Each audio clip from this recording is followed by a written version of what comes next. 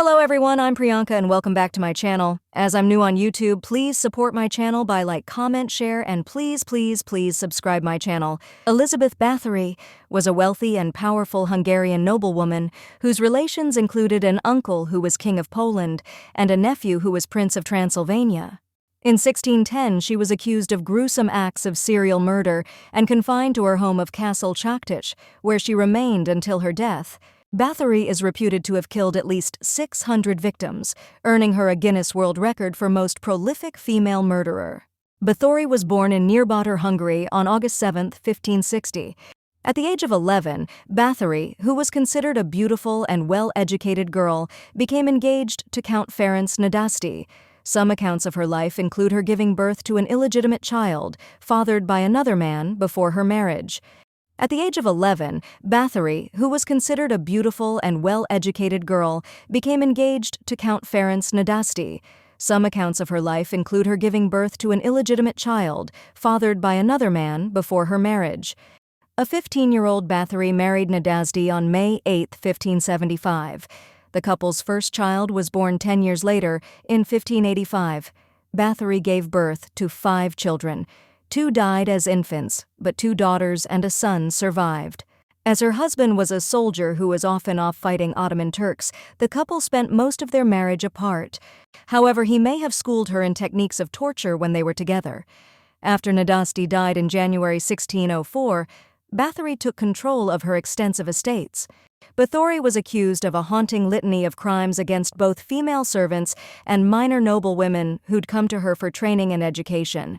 Most of her alleged assaults and murders took place after she was widowed in 1604. Some of Bathory's victims were covered with honey and left outside for insects to devour. During colder parts of the year, young women might be stripped naked and forced into deadly ice baths. Bathory sometimes tortured girls by driving needles into their fingers, cutting their noses or lips, or whipping them with stinging nettles. She would bite shoulders and breasts as well as burning the flesh, including the genitals of some victims. The intimate nature of Bathory's attacks suggests a sexual motivation, though it's impossible to know with certainty what compelled her to act. Depictions of Bathory often mention her bathing in the blood of virgin victims in an attempt to recapture her lost youth. However, this depraved action isn't backed up by contemporaneous witness accounts, which otherwise didn't shy away from gore. The first mention of Bathory's bloodbaths came 100 years after her death, and thus seems to be an invention. On December 29, 1610, Count György Thurzó, who oversaw judicial matters as the Lord Palatine of Hungary, arrived at Bathory's Castle Choctaw to investigate the Countess's alleged crimes against women of noble birth. Any mistreatment of servants was not a concern to authorities. He reportedly surprised Bathory in the middle of tormenting a victim and in response immediately imprisoned her in her home. Her high status meant she would not be jailed as a common criminal. 4 of Bathory's servants, 3 females and 1 male, were then arrested, questioned, and subjected to torture. Their court proceedings began early in January 1611.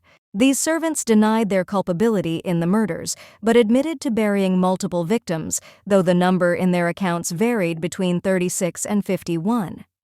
In addition to shifting blame to their mistress and each other, they also implicated a deceased servant, Darvulia, who'd served as a maid and governess. 2 of the women and the male servant were sentenced to death, which was quickly carried out. The 4th was spared immediate execution. What happened to her afterward is unknown. Another woman who'd supposedly used magic to aid Bathory was also soon killed. After these executions, Thurzó continued to investigate the Countess. One witness stated that Bathory herself had listed 650 victims in her papers, though the number of victims varied in other testimonials, and the Countess's exact death toll remains unknown. The evidence gathered by Thurzó also included 289 witness statements. As a member of a powerful family, Bathory was not put on trial. Instead, she was isolated, perhaps walled up, in Castle Choctaw, where she remained until her death in 1614. As she was not convicted of a crime, Bathory's holdings passed to family members instead of being seized. The evidence against Bathory has flaws. Of 289 witness accounts, more than 250 offered either hearsay or no information whatsoever. The testimony that Bathory had listed 650 victims was a second-hand accounting of what a court official had discovered, yet the official who'd supposedly seen this information didn't testify. Many of the witnesses who spoke against Bathory were beholden to Thurzo, who oversaw the entire investigation, and the fact that Bathory's servants were tortured makes their confessions unreliable.